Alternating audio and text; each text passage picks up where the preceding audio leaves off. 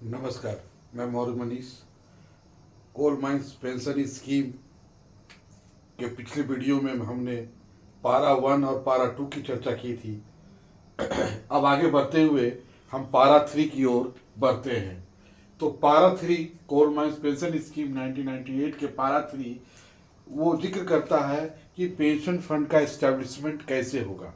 तो pension fund के establishment के लिए जो बातें कही गई है उसमें ये बताया गया है कि जो कोल माइंस पेंशन स्कीम 98 से पहले जो scheme coal mines family pension scheme 1971 जो जो हम जो चल रही थी उसको बंद कर दिया गया और उसके जो भी एसेट्स हैं, जो भी उसका कॉर्पस था, उस सारे कॉर्पस को CMPS 98 के लिए दे दिया गया। तो पहला इन्वेस्टमेंट में नेट एसेट्स ऑफ CMPS 1971। दूसरा क्या हुआ कि उसमें यह बताया गया कि 1.16% ऑफ टोटल एमेंडमेंट्स वो कंट्रीब्यूट करेंगे एम्प्लॉय एंड इक्वल शेयर देंगे एम्प्लॉयर। तो पारा 3 के सब पारा 2 में क्या कहा गया कि 1.16% ऑफ टोटल इमोलमेंट्स जिसकी चर्चा हमने पहले कर चुकी है कि टोटल इमोलमेंट्स डेफिनेशन में हम बता चुके हैं। तो 1.16 from employee and employer of total emoluments वो शेयर करेंगे पेंशन फंड में। तो अगर इसको हम एक एग्जांपल अगर हम देखें तो एक एग्जांपल हम देखते हैं कि इफ टोटल इमोलमेंट्स 62,213 आता है तो कंट्रीब्यूशन उसका क्या होगा 62,213 into 1.6%, it means ₹722। It means equal share employer लगाएगा तो ये टोटल कंट्रीब्यूशन अगेंस्ट पारा 3 सब पारा 2 1444 हो जाएगा। इसको हमने इस तरह से एक एग्जाम्पल के जरिए समझाने का प्रयास किया है। अब आते हैं नेक्स्ट असेसमेंट में। वो क्या कहता है 2% ऑफ बेसिक प्लस DA, जिसको हम नोशनल सैलरी भी कहते हैं, बेसिक प्लस DA वो एम्प्लॉय शेयर करेगा। ये ध्यान देने बात है कि बेसिक प्लस DA 2% जो कंट्रीब्यूशन है वो सिर्फ एम्प्लॉय ही देगा, इसमें एम्प्लॉयर का रोल नहीं है। इसको भी हमने एक एग्जांपल से बताया है कि अगर बेसिक और DA 43,227 है तो कंट्रीब्यूशन क्या होगा 240 इंटू 2% बराबर ₹865 पर मंथ की जो बात कर रहे हैं हम पर मंथ की बात कर रहे हैं। उसी तरह नेक्स्ट में 1 additional increment of employ at the time of appointment only.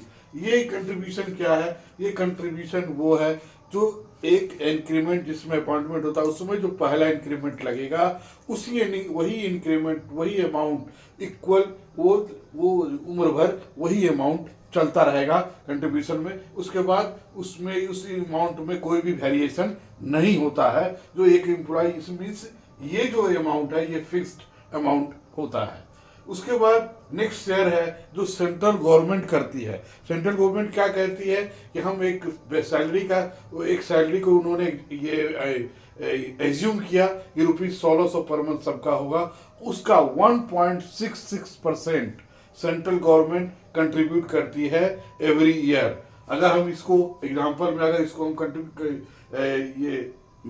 इसको अगर हम निकालने का प्रयास करते हैं तो निकलता है ₹26.56 ₹26.56 per month central government pension fund में कंट्रीब्यूट करती है। तो इसमें क्या क्या बातें अगर सामने आ गई तो सामने इसमें ये बातें आ गई कि अगर ये हमसे पूछा गया कि वर्ष up to 2017 establishment of the fund का क्या क्राइटेरिया था तो उसको हम ये बताएंगे कि उस वर्ष 2017 से पहले एस्टेब्लिशमेंट ऑफ द फंड का क्राइटेरिया था ये एक एसेट दिया गया था coal mines family pension scheme का जो भी कॉर्पस था वो CMPS 98 में रखा गया। दूसरा 1.16% जो टोटल इन्वॉल्वमेंट्स है वो शेयर करेगी एम्प्लॉय एंड एम्प्लॉयर दोनों का होगा। दूसरा होगा बेसिक प्लस DA जो होगा उसका 2% जो होगा वो सिर्फ एम्प्लॉय का होगा, सिर्फ एम्प्लॉय का करेंगे। एक शेयर होगा 1 इंक्रीमेंट जो एक फिक्स्ड अमाउंट होगा जो कंट्रीब्यूट अपॉइंटमेंट डे में जो पहले इंक्रीमेंट लगेगी उसी का वो फिक्स्ड अमाउंट माना जाएगा, जो उसके बेनिफिट तक वही अमाउंट चलता रहेगा। और एक सेंट्रल गवर्नमेंट शेयर करेगी, कितने रुपए पे करेगी, 1600 पे करेगी। कितने रुपए पर मंथ करेगी, 1.66% ऑफ ₹600, इट मीन ₹26.56 पैसे पर मंथ शेयर करेगी। यही टोटल एस्टेब्लिशमेंट है 98 से लेकर till inception of CMPS 98 to 2017 के 31 सितंबर तक यही था। 1 अक्टूबर 2017 से इस पूरे जो 2 से लेकर जो 4 तक है, इसमें ये सारे को मिलाकर एक 7% कर दिया गया। इसका मतलब 7% एम्प्लॉय देगी, 7% एम्प्लॉयर देगा। और किस पर देगा, तो वो बेसिक प्लस VDA को देगा। इट मीन्स कि ये जो है BCD या 2, 3, 4 जो कहें, इसको अभी हटा दिया गया है 2017 से। अब ये सिर्फ इक्वल शेयर होगा from employ on basic plus VDA मतलब वेरिएबल डियरनेस अलाउंस। तो ये अभी मुझे लगता है कि एस्टेब्लिशमेंट अभी क्लियर हो गया होगा, इसको समझ लें, क्योंकि इसी में प्रॉब्लम होती है, इसी को बढ़िया से समझ लेना है। उसके बाद आता है 4, पारा 4, वो क्या कहता है, एलिजिबिलिटी फॉर पेंशन। इसमें कहता है कि पेंशन के एलिजिबल कौन होंगे। तो इसका एक बहुत ही भास्ट बनाया गया। भास्ट क्या बनाया गया कि एलिजिबिलिटी में बताया गया कि एलिजिबल कौन होंगे। तो जो भी फैमिली पेंशन स्कीम के मेंबर थे वो CMPS 98 के मेंबर हो गए। जो मेंबर नहीं थे, जो फैमिली पेंशन मेंबर नहीं थे, वो मेंबर कैसे बनेंगे, तो वो मेंबर PS1 भर के करेंगे, PS1 भरेंगे। और फॉर्म PS1 भर के वो जो अपॉइंटमेंट डे है उससे 366 डेज के अंदर उस फॉर्म को भर के इसके मेंबर बन जाएंगे।